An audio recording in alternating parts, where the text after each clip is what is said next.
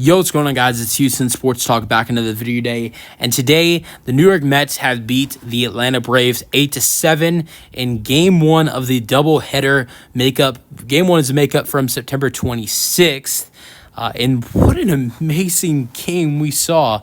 Oh my goodness, this was an amazing game. The Mets come back multiple times to win 8-7, and they have clinched the playoffs.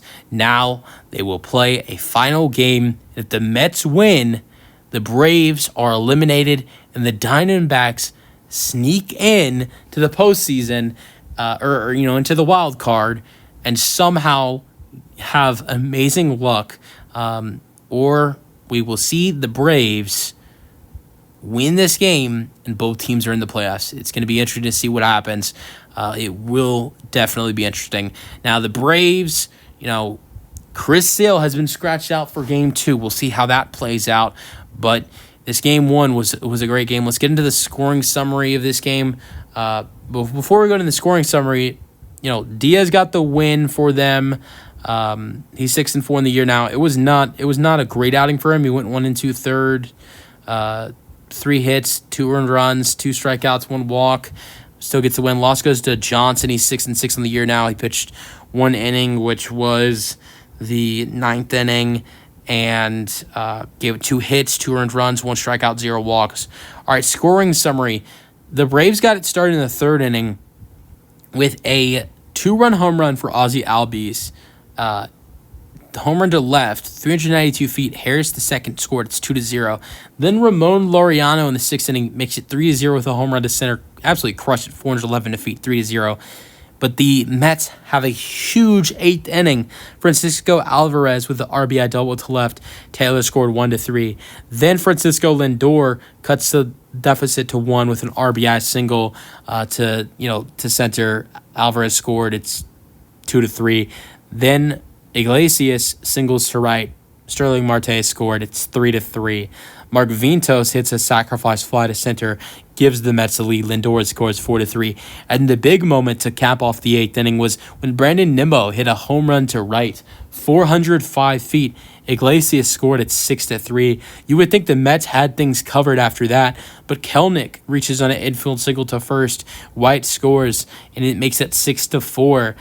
And the big moment was Ozzie Albies coming through yet again. He was amazing in this game. Had 5 RBIs, went 2 for 3, but an RBI double to the left. Harris the second scored. Darno scored.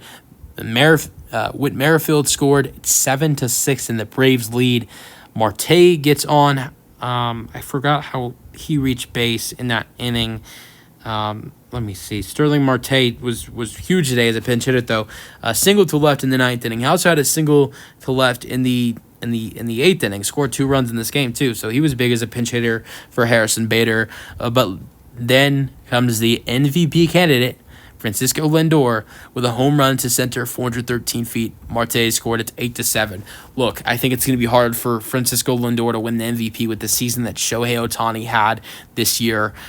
Breaking history, having one of the best games I've ever seen.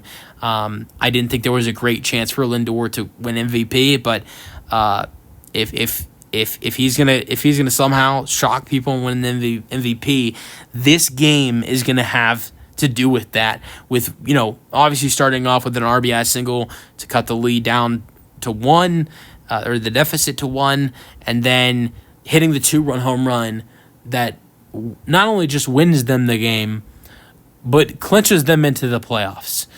So that was huge for Francisco Lindor right there. Love to see it, 8-7, and the Mets win. And now the Mets can rest their good players in this second game of the series. We'll see what they do. First pitch is at 3:50. I think it was supposed to be at 3:30 something, but the game went longer than expected. Game 1 went longer than expected, but the Braves, they're on the line in this game too, and we'll see what they can do. But this was a good game for both teams.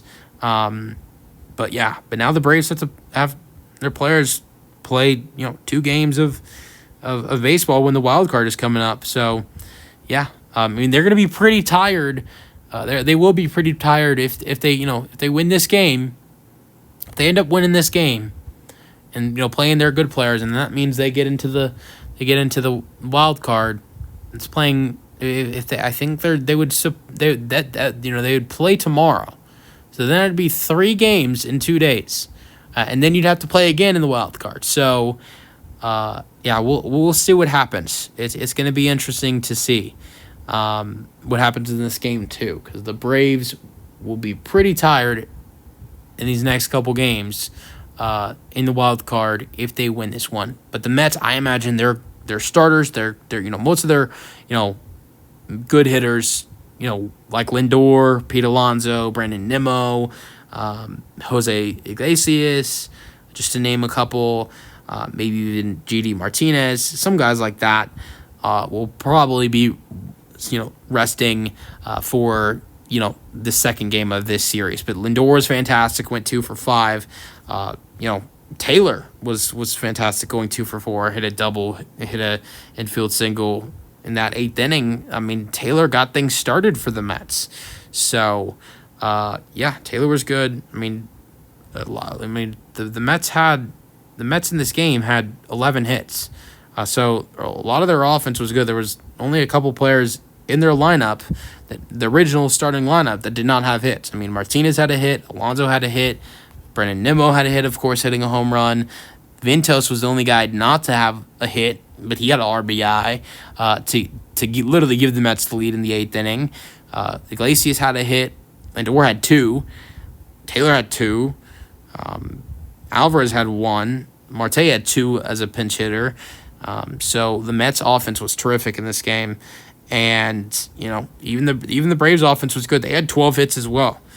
Ramon Laureano was 3 for 5 in this game. Ozzy Albies was 2 for 3. Their offense was terrific as well. But what mattered in this game was the MVP candidate, Francisco Lindor, making a clutch moment in the 9th inning, hit a home run to center, 413 feet, to give the Mets the win and the postseason berth.